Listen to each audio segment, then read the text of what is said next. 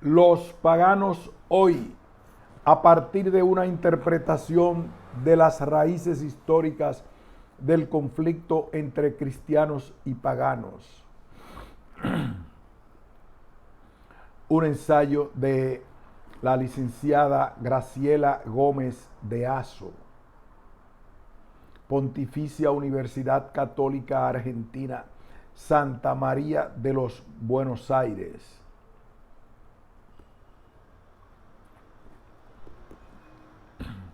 El siglo XVIII ha significado un punto de inflexión en la historia del pensamiento occidental. En gran medida, la herencia recibida del racionalismo previo condujo a los inspiradores del movimiento ilustrado a centrar sus postulados en un axioma fundamental: la confianza en la razón, que según sus mentores sería el medio ideal para liberar al hombre de las ataduras religiosas y de los prejuicios tradicionales. El principio enciclopedista de fe en la ciencia enmascaraba en un logrado juego de palabras una férrea crítica a los principios rectores de la escolástica del siglo XIII. Este giro copernicano en la cosmovisión de la época ponía al descubierto otro de los postulados del movimiento, un profundo anticlericalismo. En concordancia con los preceptos antedichos, surgió la idea de la supremacía del progreso como camino hacia un sostenido desarrollo material. Las consecuencias de este ansiado bienestar, extremadas por los éxitos del liberalismo económico, le han dado forma en los últimos siglos a una suma de problemáticas sociales y económicas de difícil solución. La desigualdad en la repartición de los bienes materiales, la pobreza creciente, el agotamiento de la tierra y de sus recursos, el hambre y las enfermedades que amenazan a todo el mundo. Estos flagelos nos demuestran que el aumento de nuestras posibilidades materiales no ha sido acompañado de un desarrollo equivalente de energía moral. La fuerza moral no ha crecido junto al desarrollo de la ciencia, más bien ha disminuido porque la mentalidad técnica encierra a la moral en el ámbito subjetivo. El cardenal Ratzinger, el actual Papa Benedicto XVI, ha bregado por dejar en claro que en los tiempos que vivimos necesitamos justamente una moral pública, una moral que sepa responder a las amenazas que se ciernen sobre la existencia de nosotros. Tras las huellas de la racionalidad, Occidente ha desarrollado una cultura de una manera desconocida antes por la humanidad. Excluye a Dios de la conciencia pública, ya sea negándolo totalmente, ya sea juzgando que su existencia no es demostrable, que es incierta. En esta búsqueda desenfrenada de racionalismo extremo, el hombre post-ilustrado se ha olvidado de que el cristianismo desde el principio se ha comprendido a sí mismo como la religión del logos, como la religión según la razón. Hoy, a 3 siglos de aquel punto de inflexión en el pensamiento de Occidente, el hombre se ha hecho poseedor de una libertad ilustrada que lo ha alejado de la verdad. Debemos tener espacio para reflexionar sobre la libertad en la que estamos insertos. La libertad no consiste en hacer lo que uno quiera, es convertir nuestra voluntad o capricho en la única norma de acción. Las libertades humanas coexisten se limitan y apoyan entre sí. El derecho no es la síntesis de la libertad, sino la condición para una coexistencia ordenada de libertades. El derecho es el orden justo de la libertad en una comunidad. Ya decía San Agustín que si un Estado se mide solo por sus propios intereses y no por la justicia misma, no se diferencia de una banda de ladrones bien organizada. Para buscar la justa medida de libertad hay que considerar el verdadero bien de la humanidad entera, también de la futura, y aceptar los vínculos exigidos por la existencia en común y por la naturaleza del hombre. En estos tiempos secularizados en los que nos toca vivir, se ha producido, según el filósofo alemán Jürgen Habermas, una importante paradoja. La identidad secular de Occidente, que se apoya sobre raíces cristianas y sobre sus fuentes profanas, ha entrado en crisis porque, al alejarse de estas raíces, no puede encontrar su solidez y su vida, o más bien sus fundamentos. Ante la evidencia de la crisis actual, donde el equilibrio de los poderes políticos, económicos y socioculturales corre el riesgo de desaparecer, Habermas, filósofo secularizado, si lo hay, admite sin tapujos que hoy algo le está faltando a la razón occidental, una mirada hacia sus raíces y hacia sus tradiciones religiosas. El fin de esta nueva mirada es encontrar elementos que faciliten la percepción de ese algo nuevo que se necesita. En esta instancia en la que nos encontramos, la historia puede servirnos, tal como nos aconsejaba Cicerón de Magister Vitae, porque ante esta descristianización de Occidente, los historiadores podemos revisar el pasado con el fin de encontrar respuesta a esto que nos pasa.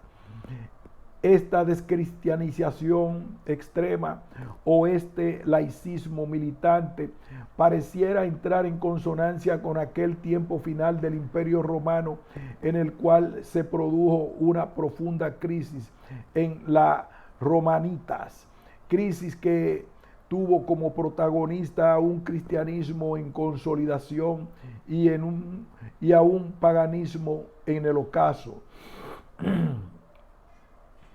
Tanto los cristianos como los paganos eran conscientes de la historicidad de su conflicto y de la gravedad de la crisis, así como también lo eran de la magnitud de lo que se juzgaba en el plano de la supervivencia de los valores a los que correspondía cada uno. Este trabajo pretende analizar el resurgimiento de los nuevos paganos en tiempos de la crisis de la cultura actual. Es necesario analizar el ayer para comprender el hoy. La historia y su método nos permiten hurgar en el pasado, reconocer las variables históricas que rodearon a la problemática en análisis y ofrecer una comparación que nos permita reposicionarnos ante el hoy sobre bases ciertas. Tema: hacia mediados del siglo XX, el historiador francés Marc Bloch dijo que la incomprensión del presente nace fatalmente de la ignorancia del pasado. De acuerdo con aquella afirmación, trataré de nutrir nuestro presente de ciertas vivencias que desde el pasado pueden ayudar a interpretarlo. Cuando hoy en ámbitos cristianos y aún en los círculos intelectuales del Vaticano se habla de neopaganos, se nos hace presente una problemática ya vivenciada en el pasado.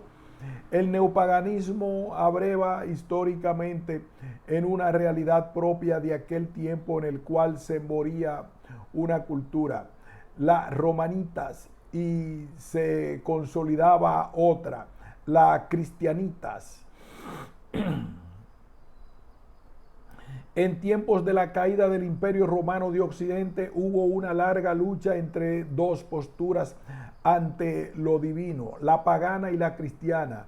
Como resultado de aquel enfrentamiento, el cristianismo se consolidó en el paganismo y entró en el olvido como una religión en vías de desaparición.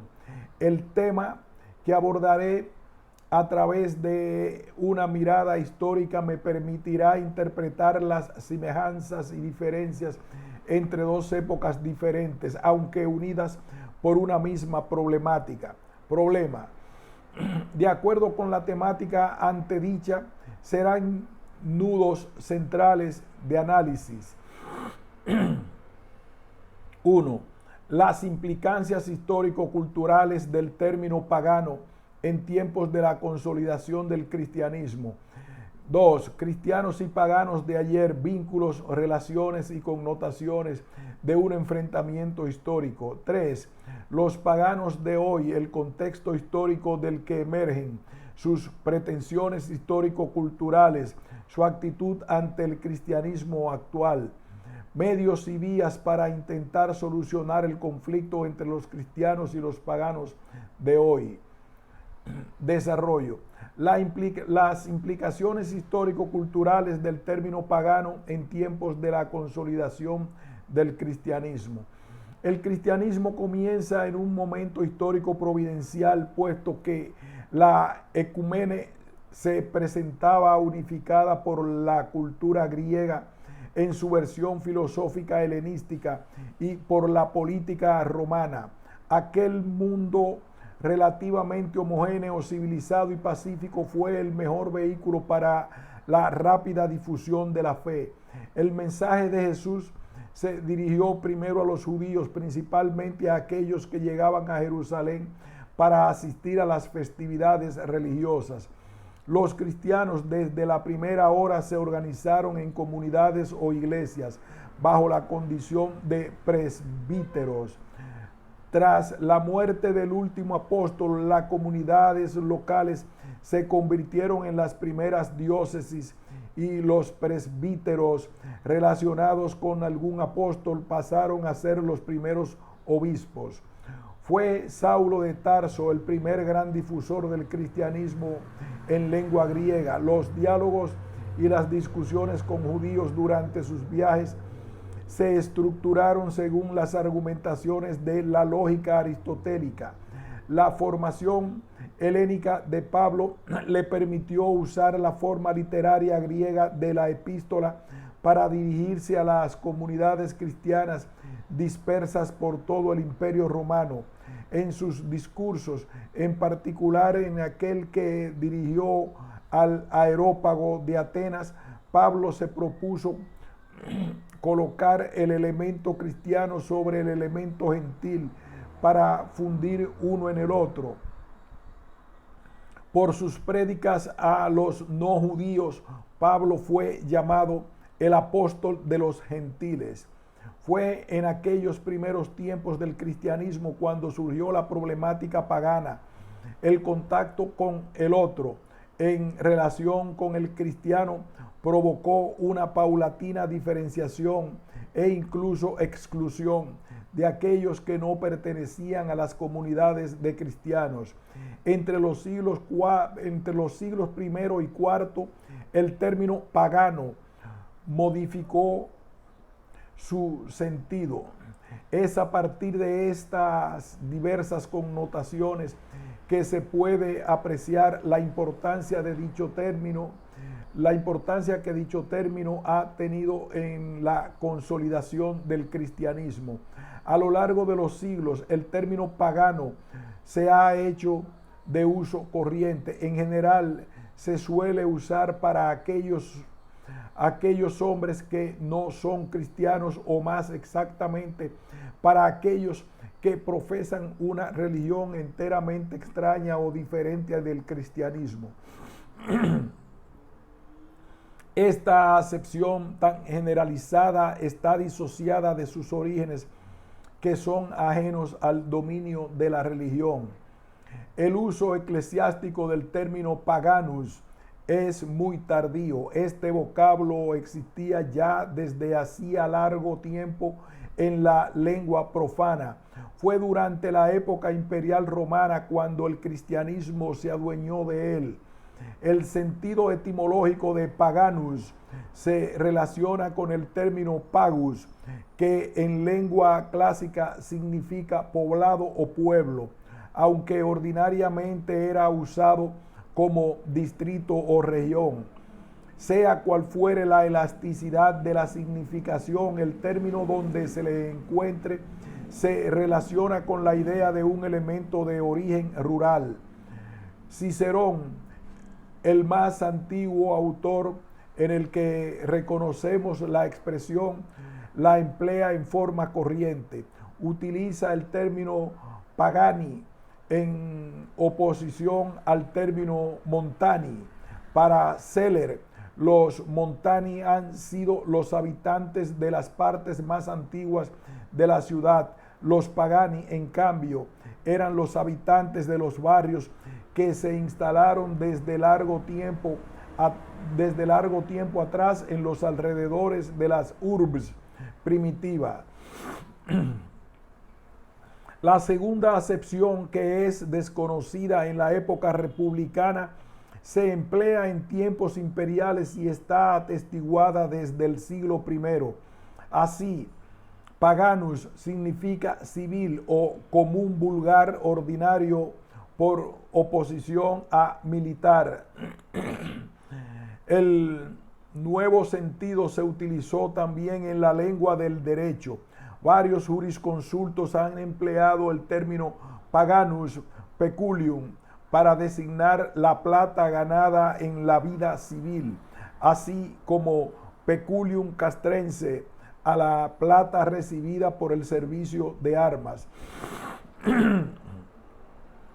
En síntesis, paganus etimológicamente ha querido significar rural por oposición a ciudadano, así como en tiempos militares ha significado civil por oposición a militar. En tiempos imperiales, preferentemente hacia los siglos IV y V de la era cristiana, el término fue adoptado en los círculos eclesiásticos. Los que parecieran haber usado por primera vez el término han sido los escritores cristianos de origen español. Prudencio, Orocio, Casiodoro e Isiodoro de Sevilla. Para el poeta Prudencio, el paganismo era una religión de campesinos. Esta religión, vista con cierto tono peyorativo, era digna de la rusticidad de la vida de los paghi. Para Orocio, los paganos son los que viven en los alrededores de la sociedad de los buenos, los predestinados. En ciertos pasajes dice que viven en los alrededores de la ciudad divina de la Roma cristiana. Para Casiodoro, los pagani eran los pueblos extranjeros a la iglesia. Es importante destacar que en los cenáculos intelectuales los cristianos eran considerados soldados de Cristo. Los pagani, en cambio, no eran los soldados de Dios, eran civiles, eran profanos, eran los que no enarbolaban la bandera divina. Las imágenes guerreras de algunos santos nos pueden ayudar a comprender cómo se consolidó la idea de los cristianos como una militia Christi. Los pagani, por tanto, eran extranjeros a la militia imperiale. Se ha creído poder fijar la primera aparición del término paganus como pagano en un rescripto del emperador Valentiniano I al procónsul de África, que data del 17 de febrero del 370. Así, el primer empleo de paganus en el sentido de pagano se remonta al tercer cuarto del siglo IV, tiempo en el cual ya se observa una firme consolidación del cristianismo en el Imperio Romano. Cristianos y paganos de ayer, vínculos, relaciones y connotaciones de un enfrentamiento histórico. Los cristianos se conocían a sí mismos como seguidores de aquel que vino a dar una buena nueva, de aquel que anunció un hecho feliz y gratuito que cambiaría la situación del hombre en el mundo. Para los cristianos, Jesús había llegado para ofrecer la posibilidad y los medios de una efectiva salvación eterna. La actitud de las primeras comunidades cristianas para con el poder temporal estaba fundada en el principio que Jesús había enunciado: dad al César lo que es del César y a Dios lo que es de Dios. La iglesia primitiva partió de este principio para elaborar durante la etapa apostólica una doctrina que proponía la sumisión y obediencia al poder civil constituido. Los dos apóstoles Pedro y Pablo desarrollaron en sus cartas toda una catequesis acerca de los deberes del cristiano frente a la autoridad pública, que sirvió de pauta a los fieles en sus actitudes ante el Imperio Romano. El Estado exigía a los habitantes del imperio un férreo respeto a la religión oficial romana a través del juramento de fidelidad al emperador. Por su parte, el cristianismo exigía a los fieles la adoración exclusiva a Dios, ya que el culto debía ser un homenaje solo dirigido a Él. Los cristianos que no concurrieran a esas manifestaciones cívico-religiosas eran en general acusados de ateísmo. Tras la persecución de Nerón y el martirio del apóstol Pedro en el otoño del año 64, la plebe romana comenzó a acusar a los discípulos de Cristo de toda suerte de delitos como homicidios, inmoralidad y antropofagia.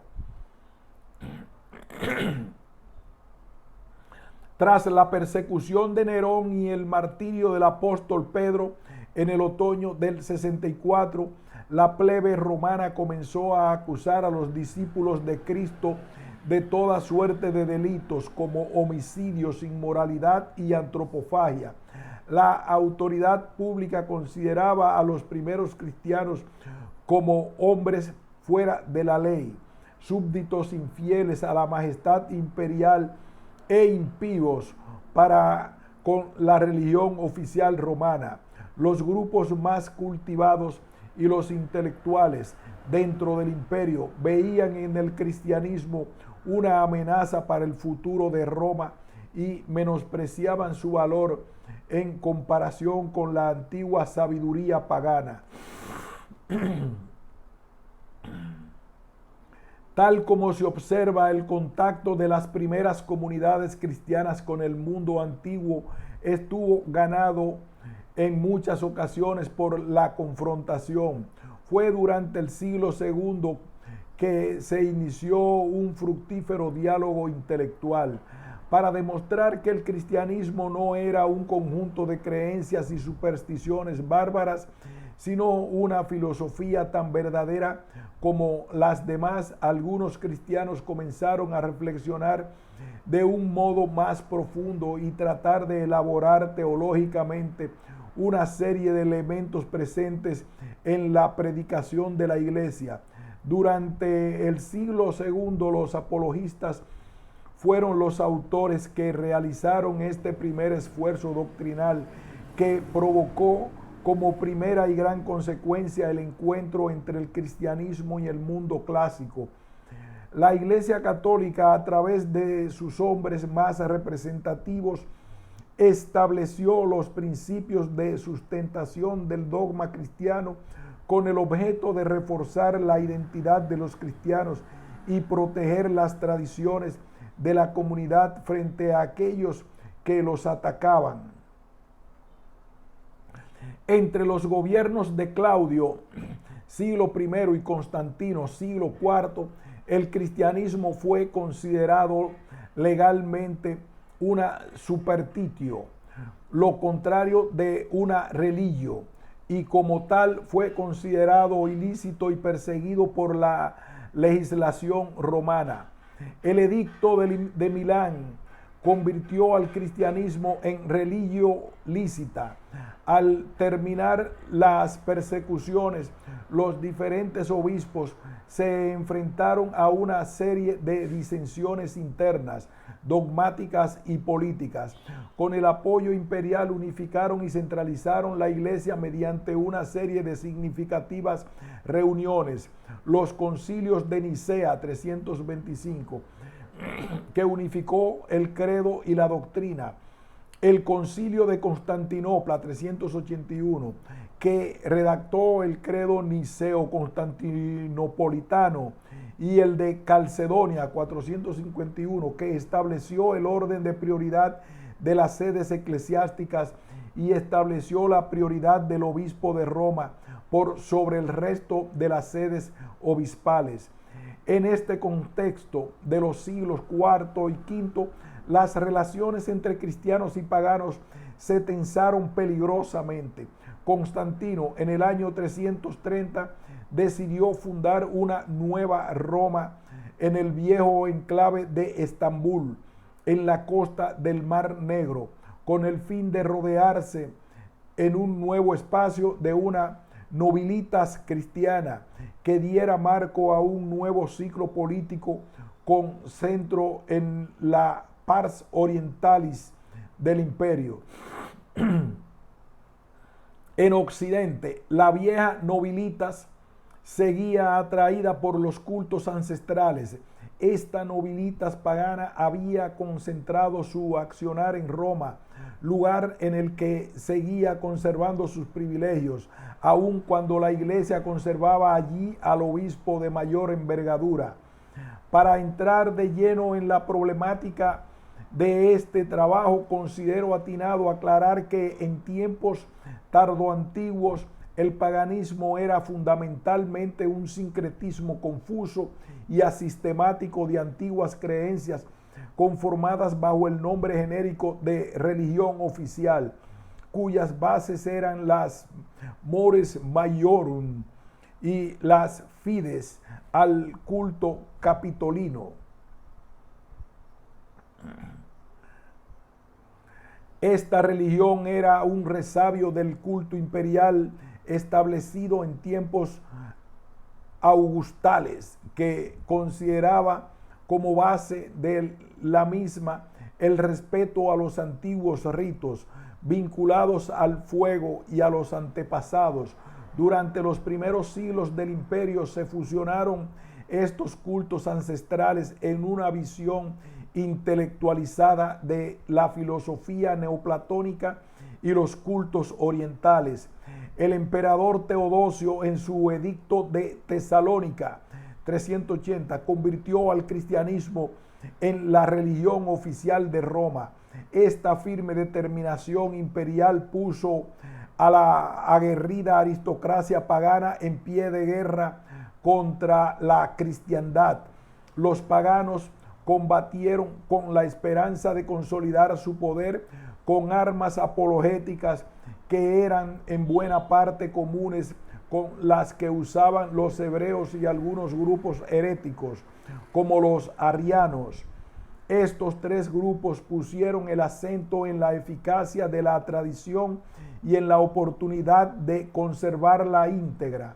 Los paganos fueron inflexibles ante la nueva realidad político-religiosa y se transformaron en un verdadero peligro social para la nueva sociedad que anhelaba construir, la civitas Dei, la cristiandad.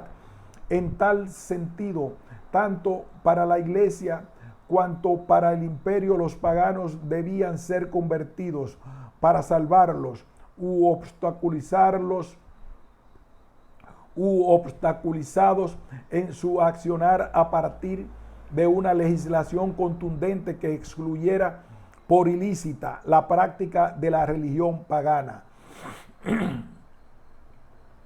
Para Teodosio, la iglesia había vencido definitivamente.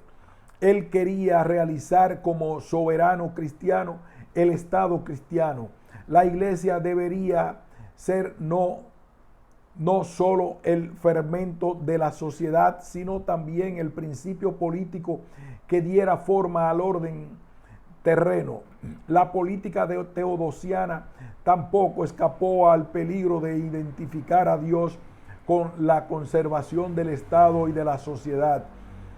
En lugar de poner a la organización humana al servicio de Dios, estableció que los mismos emperadores se convirtieran en parte de la iglesia a la que antes perseguían.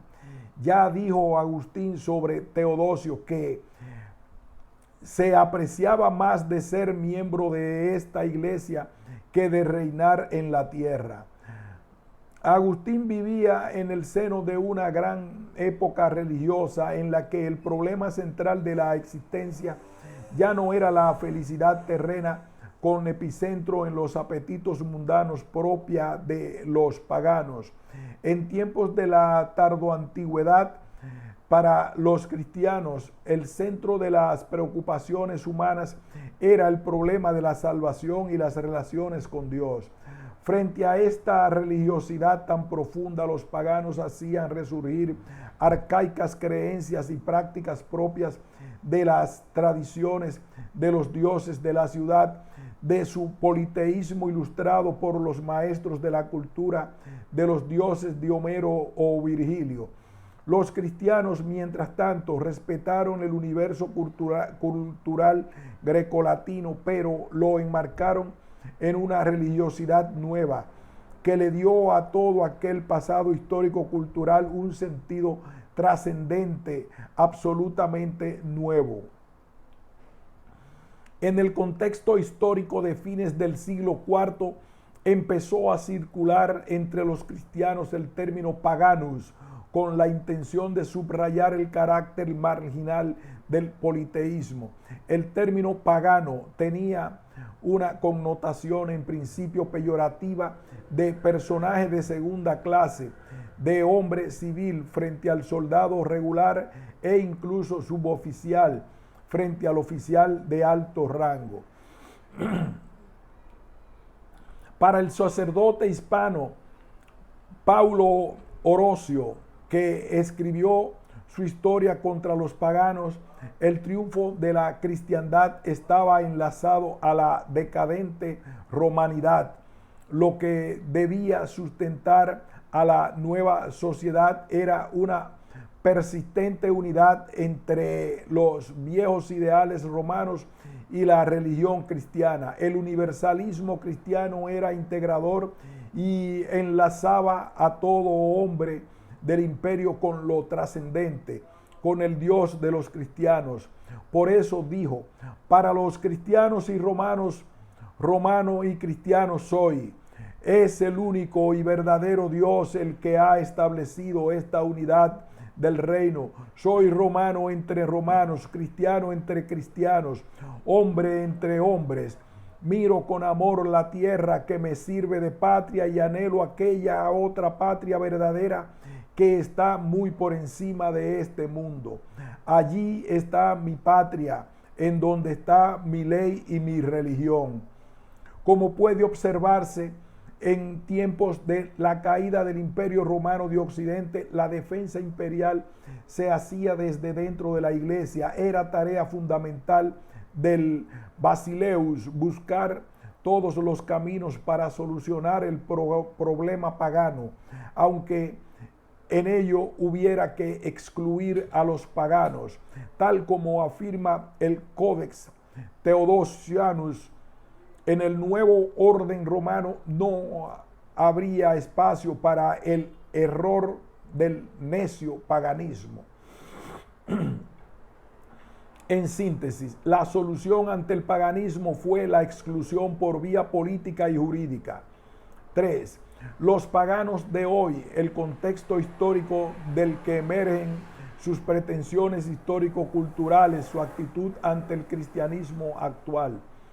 Tras analizar las circunstancias históricas que configuraron el marco del conflicto entre cristianos y paganos, surge punazmente. Tras analizar las circunstancias históricas que configuran el marco del conflicto entre cristianos y paganos, surge punzantemente la pregunta: ¿por qué hablamos de paganos hoy? ¿En qué circunstancias históricas actuales se asienta este nuevo impulso pagano? El hombre actual vive conectado a la realidad a partir de un amplio universo tecnológico. La razón, punto neurálgico en los escritos de los intelectuales ilustrados del siglo XVIII, tuvo como objetivo fundamental desligar al hombre de las ataduras de la religión. Hoy, a 3 siglos de distancia, aquel impulso racionalista ha ligado al hombre a una nueva realidad secularizada que desatendió o dejó de lado la espiritualidad del hombre. Desde Ockham hasta Nietzsche, la relación del hombre y Dios ha sido un gran tema de estudio en el terreno filosófico. La historia, como gran escrutadora del pensamiento humano, puede hurgar en este para lograr una interpretación que nos ayude a comprender nuestro presente. En el siglo XIV, Guillermo de Ockham negó la posibilidad de acceder al conocimiento de Dios por vía racional. En el siglo XVIII, Voltaire aceptó que si Dios no existiera, habría que inventarlo. Haeckel, autor del perfil evolucionista, sostuvo la eternidad de la materia. Nietzsche aceptó la muerte de Dios, tesis por la que fue seguido por algunos teólogos como Karl Barth, Thomas Althusser y Gabriel Bahanian. Nietzsche incluso llegó a proponer la necesidad de un superhombre. Unas décadas más tarde se llegó a la consecuencia obligada, la muerte del hombre, como ya advirtiera el pensador francés Michel Foucault. Nietzsche encontró de nuevo el punto en el que Dios y el hombre se pertenecen uno a otro y en el que la muerte del segundo es sinónimo de la desaparición del primero, y en el que la promesa del superhombre significa antes que nada la inminencia de la muerte del hombre. En los últimos años del siglo XX se produjo la aparición de un nuevo grupo de pensadores que se consideraron posmodernos. Según el historiador español José Luis Comelas, la muy difundida posmodernidad se inició a raíz del fracaso de la Revolución de 1968, en que la juventud se rebeló contra las contraestructuras de la sociedad de su tiempo, a partir de la influencia de filosofías que derivaban del neomarxismo, como la escuela de Frankfurt, la de Marcuse o la que proponía Bertrand Russell. Los postulados, una vez aplicados, se mostraron contradictorios. Esta generación exhibió claridad teórica, pero también manifiestas disparidades en las formas de aplicación de las transformaciones propuestas. Los filósofos posmodernos consideran viable para estos tiempos la práctica de un pensamiento débil, un pensamiento que no acepta verdades absolutas ni valores definitivos. Su representante más conocido fue el francés Jean-François Lyotard, quien ocupó toda la década de los 80. Sus continuadores fueron Gianni Battimo, Jacques Derrida y Gilles Deleuze, entre otros. Estos autores niegan los grandes relatos, las construcciones filosóficas o religiosas que pretenden explicar el sentido de la vida, del mundo, del hombre o de Dios. Para ellos solo existen construcciones fragmentarias e inconexas. Según los posmodernos, se han eclipsado los ideales, sean cristianos, marxistas o relativos a sociedades más justas, en los que se valore el patriotismo o simplemente al hombre. En la concepción de la actualidad, todo vale igual o lo que es lo mismo, nada vale. Como consecuencia de este contexto, se percibe que la mayoría de los hombres no cree en Dios, o más exactamente, les resulta indiferente. Los que manifiestan creer lo expresan de una manera light, o sea, sin compromisos dogmáticos ni morales, y generalmente de una manera mítica o espiritualista. Precisamente hoy resultan muy habituales los enfoques alternativos de espiritualidad como la New Age, una nueva aproximación a lo religioso que más que un dogma o credo consiste en un sistema de redes informales de creencias que vinculan en forma sincrética tendencias espirituales y místicas que han llegado a influenciar facetas tan distintas de la vida como la medicina, la ciencia, el arte y la religión. De acuerdo con esta cosmovisión, Dios no es ni personal ni trascendente, tampoco es el creador que sostiene el universo, sino una energía impersonal, inmanente al mundo, con el cual forman una unidad cósmica. Todo es uno. Esta unidad es monista y panteísta. Dios es principio vital, este espíritu o alma del mundo. La suma total de la conciencia que existe en el mundo. Tal como vemos, el hombre de hoy perdió conciencia de su humanidad y de aquellos valores que debía cuidar, acrecentar y transmitir a sus descendientes. Ha perdido el sentido de permanencia, de arraigo, tradición, y ha fortalecido la voluntad de poder con la que pretende destronar y reemplazar a Dios. He aquí el drama de la actualidad. La sociedad de consumo en la que estamos inmersos parecería ser la panacea de nuestra vida, pero tras el barniz del consumismo se percibe una constante angustia que se evidencia a través del estrés. El hombre vive una carrera desenfrenada en pos del éxito económico. La consecuencia más evidente es la precariedad de las relaciones humanas, en particular con los excluidos del sistema. A esta altura del análisis podríamos preguntarnos, ¿el proceso de secularización ayudó al hombre occidental para vivir de acuerdo con cánones más justos? Habermas, desde su perfil filosófico, ha dicho que originariamente el término secularización tuvo el significado jurídico de transferencia coercitiva de los bienes de la Iglesia al poder secular del Estado. Hoy, en cambio, se entiende como una firme y exitosa domesticación de la autoridad eclesiástica por parte de poderes mundanos.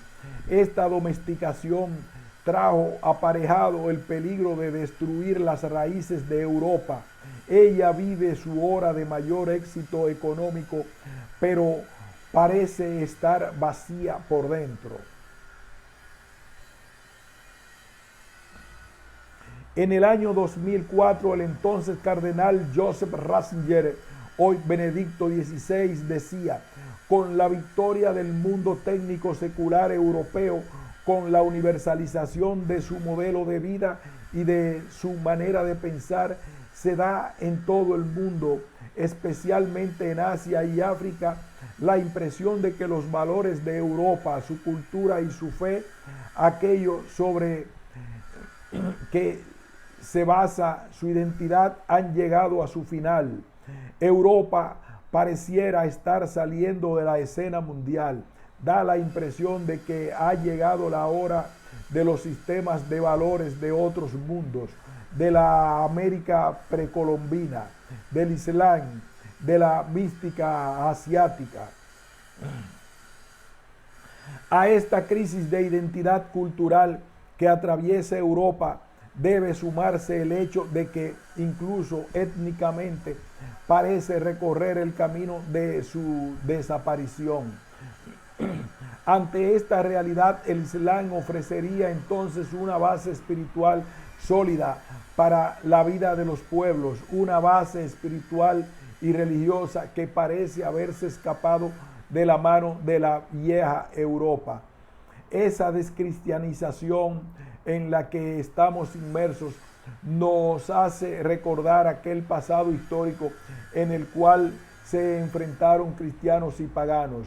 Según Ratzinger, en la Alemania excomunista hoy se bautiza a poco más del 10% de la población. Esto parecería un avance peligroso de lo que llama paganismo actual. Allí donde el cristianismo parecía firmemente presente, hoy se percibe una tendencia a su desaparición, tanto de la vida cotidiana como de la conciencia pública. Estos nuevos paganos son creyentes, pero se expresan y actúan como individuos que no tienen ninguna relación con el Evangelio o con Dios. Para Ratzinger, la cuestión del hombre ya no es la búsqueda de la verdad, es la praxis. El dominio de las cosas para provecho personal se ha vuelto un objetivo central en la sociedad occidental. El hombre, a partir de una falsa soberbia que le permite situarse sobre las cosas e incluso sobre la misma verdad, erige como meta de su pensamiento la ampliación de su deber y el dominio sobre el mundo material.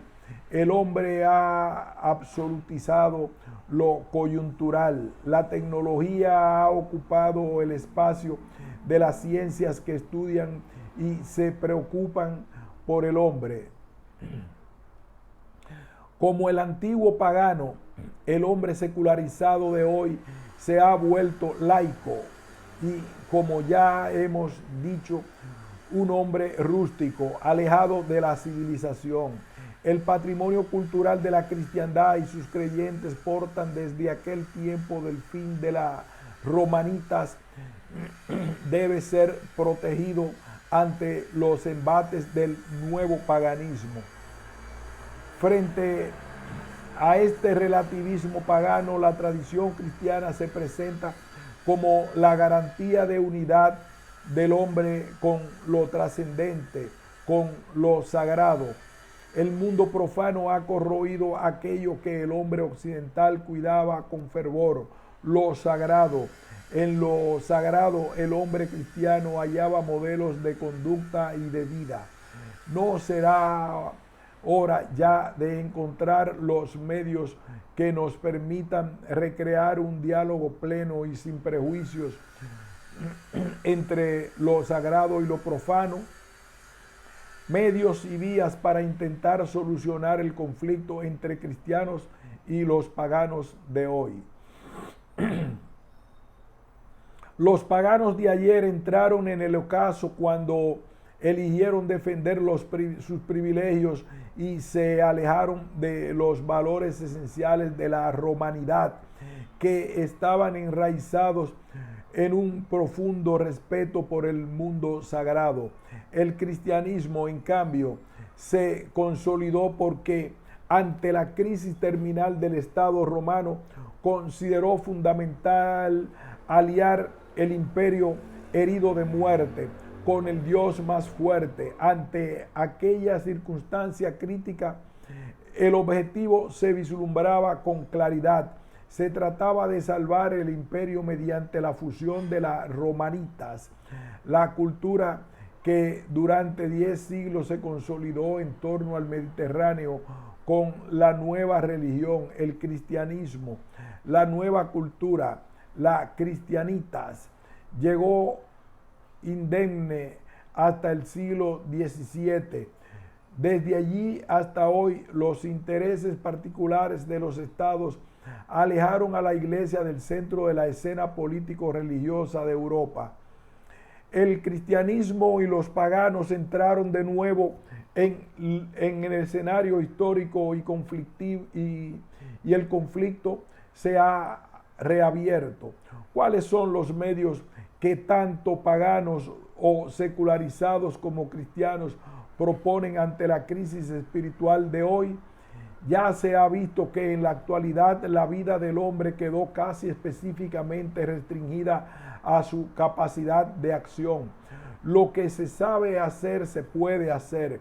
Ya no existe un saber hacer que se pueda separar del poder hacer, porque se estaría atacando a la libertad, que es el valor supremo de hoy. El hombre sabe hacer muchas cosas y sabe hacer cada vez más cosas. Y si este saber hacer no encuentra su medida en la norma moral, se convierte en un poder de destrucción. El hombre sabe clonar hombres y por eso lo hace. El hombre sabe usar hombres como almacén de órganos para otros hombres y por ello lo hace. Hace todo lo que su intelecto le indica, porque lo puede hacer y porque parece ser una exigencia de su libertad. El hombre sabe construir bombas atómicas y por ello las hace. Y si las construyó es para poder usarlas, tal como lo han podido comprobar los japoneses en Hiroshima y Nagasaki. Hasta el territorio que hoy nos angustia se basa en esta modalidad que ha sido pergeñada en Occidente y que se ha exportado a la humanidad entera. La modalidad terrorista de esta modalidad terrorista de autoautorización del hombre no se atiene a las enseñanzas del Corán. En esta misma línea, el 11 de septiembre de 2001, la tensión entre la sociedad secular y la religión ha vuelto a estallar. Ya no son antiguos cristianos contra paganos. Ahora las formas son muy distintas. Son los terroristas. Los terroristas estaban decididos al suicidio y por ello transformaron aviones civiles en armas vivientes y las volvieron contra la metrópolis económica del momento, el nuevo ombligo del mundo secular. Los terroristas estaban motivados por convicciones religiosas. Para ellos, los signos más representativos de la modernidad globalizada y secular son la encarnación de Satán. Como ha dicho Habermas, ante aquel hecho, los hombres del mundo que seguimos por los medios masivos ese acontecimiento apocalíptico, creíamos recrear en nuestras conciencias imágenes bíblicas. Aquel fanático atentado pareció hacer vibrar en lo más íntimo de la sociedad secular una cuerda religiosa. Por todas partes se llenaron sinagogas, iglesias y mezquitas. Se evidencia, de acuerdo con las palabras de Habermas, que el tipo de racionalidad secular a la que dio forma Occidente choca en estos días con serios límites. Se evidencia que esta ratio no está ligada a los contextos culturales y por tanto no se puede extender a toda la humanidad. Hoy y ante este vacío espiritual de Occidente, se nos evidencia como abstracta la pretensión de dar forma a un ethos universal. ¿No habría llegado el momento de un diálogo efectivo entre fe y razón? El cardenal Ratzinger en el año 2004 advirtió que las patologías de la religión son altamente peligrosas y es necesario considerar la luz divina de la razón como órgano de control desde el que la religión ha de purificarse y ordenarse una y otra vez, tal como querían los padres de la iglesia. Pero también advirtió acerca de las patologías de la razón, de una ibris de la razón que no es menos peligrosa y que representa una amenaza aún mayor a causa de su potencial eficiencia. No será tiempo de un diálogo adulto y constructivo. No será tiempo de un diálogo adulto y constructivo entre fides et ratio. El hombre de hoy y la supervivencia de un universo cultural están en juego. Se nos ha hecho evidente que todo progreso técnico es discutible y en última instancia lo destructivo si no se corresponde con un crecimiento moral y una vuelta a los valores religiosos. Como ejemplo de la necesidad de una vuelta a los valores religiosos, bueno es observar el caso de la ex Unión Soviética. Los científicos e intelectuales jóvenes en el grupo etario que en su tiempo gestó la revolución manifiestan la urgencia por encarar los problemas religiosos. Dios ha reaparecido en los cenáculos del saber, así como los hombres de Occidente se han cansado de la religión y la fe. Esta generación de científicos rusos se ha cansado del ateísmo, pues logra descubrir en aquella un elemento de esperanza. El diálogo entre los círculos filosóficos seculares y la Iglesia Católica se ha abierto en los últimos tiempos, tal el caso del diálogo entre el filósofo Jürgen Habermas y el entonces cardenal Joseph Ratzinger, quienes debatieron en la Academia Católica de Baviera en Múnich el 19 de marzo de 2004. Para Habermas es necesario reforzar la identidad y para ello deben ser restaurados los valores que forjaron las raíces de Europa, entre los que el cristianismo es una piedra basal. En este contexto ha afirmado: no puede haber amor sin reconocerse en el otro y no puede haber libertad sin reconocimiento recíproco de la libertad del otro. Por eso, aquello que presenta con forma humana ha de ser a su vez libre, si es que ha de estar siendo una respuesta a esa donación de Dios en la que consiste. En consecuencia, con estas afirmaciones ha agregado: la voz de Dios que llama al hombre a la vida lo pone de antemano en el universo de comunicación transido de resonancias morales. Dios simultáneamente capacita al hombre y lo obliga a la libertad. Habermas considera que en este teorema de la modernidad casi descalabrada y arrepentida, solo puede caber una salida para este atolladero: volver a la orientación hacia un punto de referencia trascendente, puesto que los ciudadanos secularizados, cuando se presenta y exponen sus tesis acerca de la libertad de expresión y conciencia en su vida social, no pueden negar a los ciudadanos con convicción religiosa cristiana su verdad e incluso el uso de su lenguaje religioso en discusiones públicas. En una cultura política liberal se debe esperar de los ciudadanos secularizados que pongan el hombro en los esfuerzos de traducir del lenguaje religioso a un lenguaje secularizado aquellos aportes que puedan resultar relevantes. Ante estas apreciaciones del filósofo alemán, el entonces cardenal Ratzinger expuso su propuesta ante un diálogo constructivo entre secularizados, a los que también él llama paganos, y los cristianos.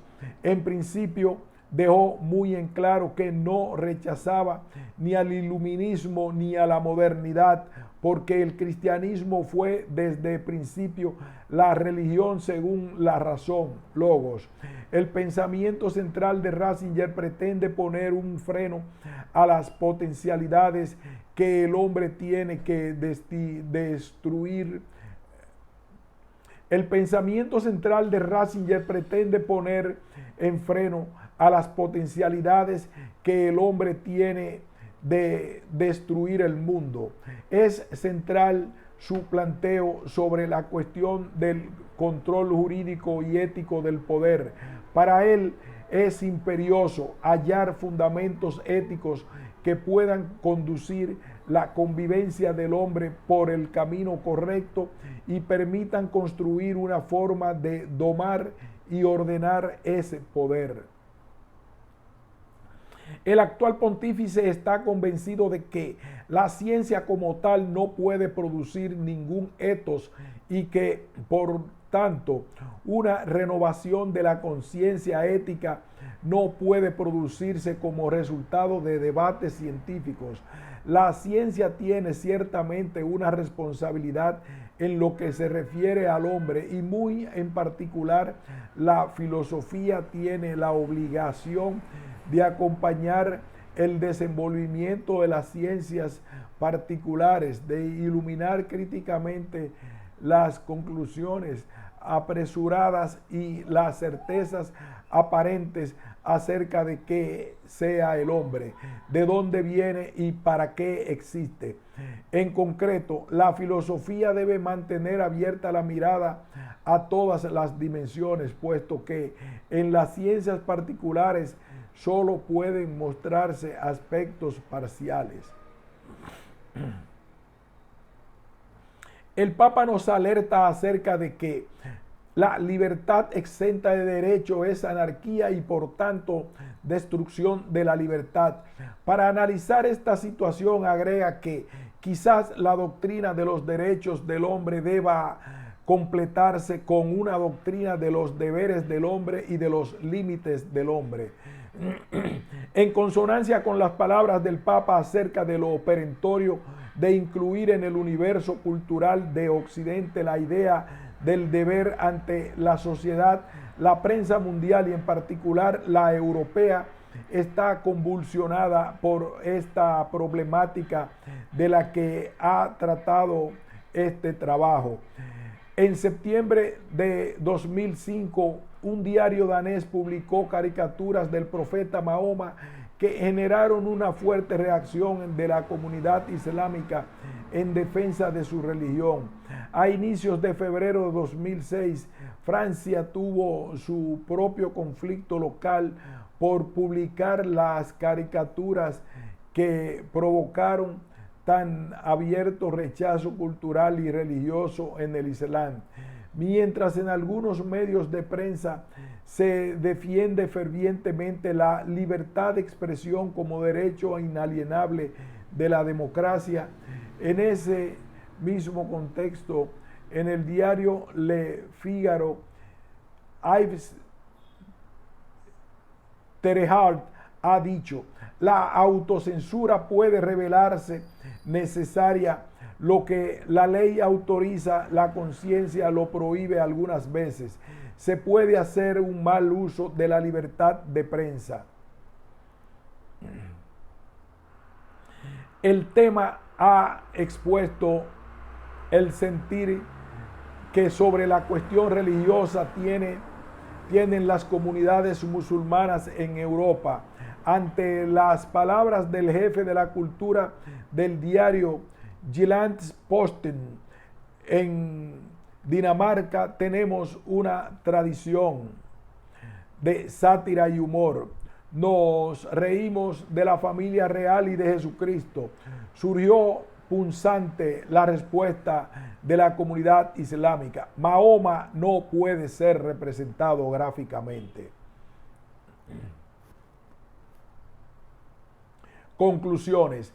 Tal como se ha expuesto, el paganismo ha regresado y se nos muestra tan pletórico de poder como en la antigüedad.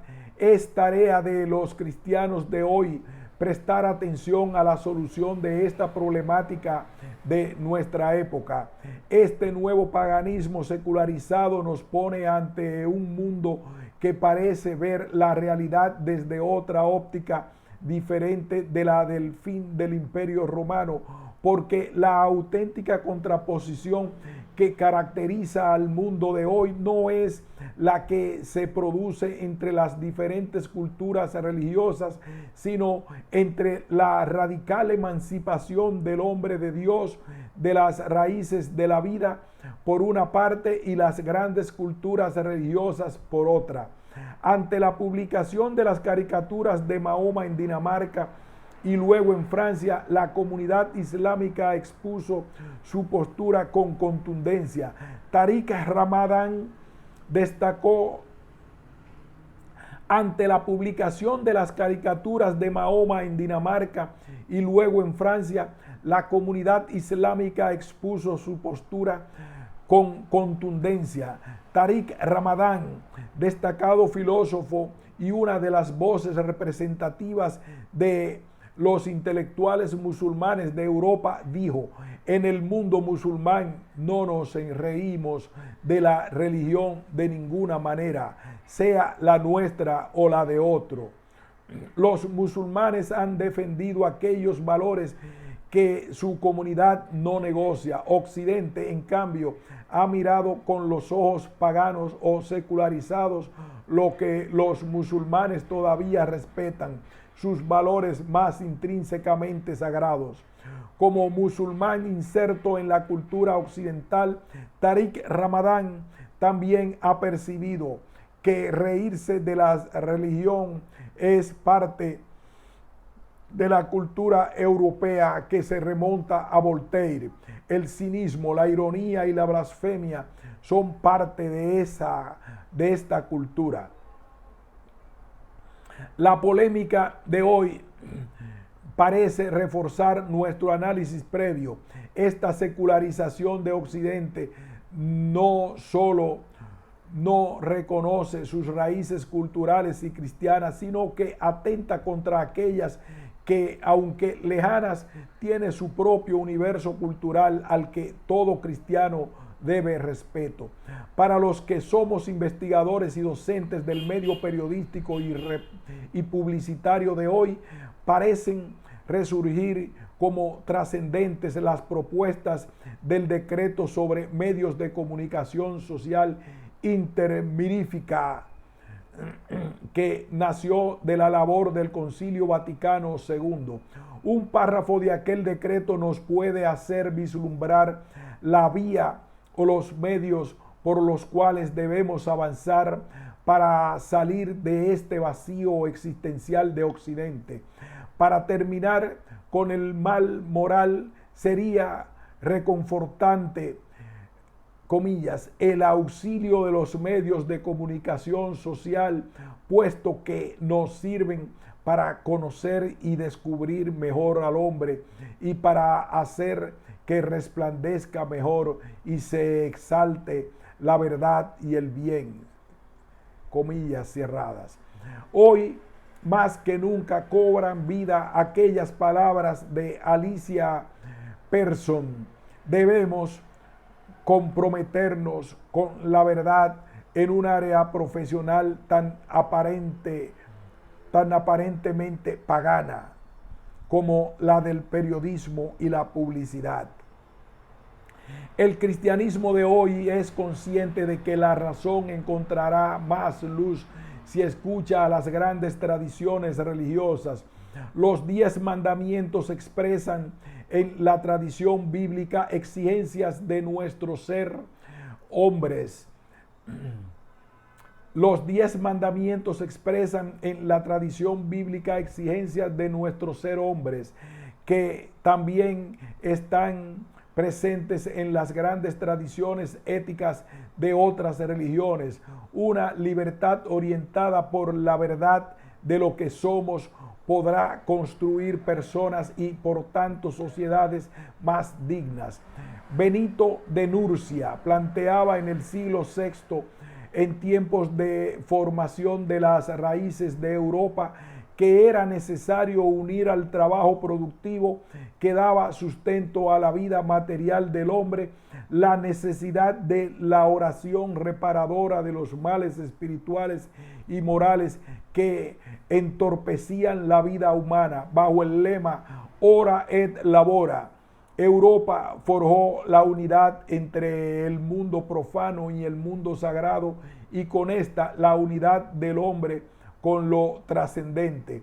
El Papa actual Benedicto XVI propone: replanteemos los testimonios negativos de cristianos que hablan de Dios y viven contra Él, porque estas actitudes han obscurecido la imagen de Dios y han abierto la puerta a la incredulidad.